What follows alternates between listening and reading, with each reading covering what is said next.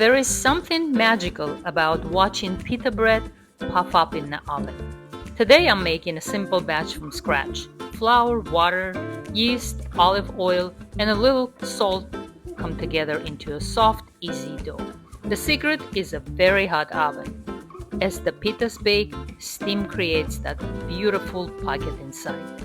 A few minutes later, they're golden, soft, and ready to fill with anything you love.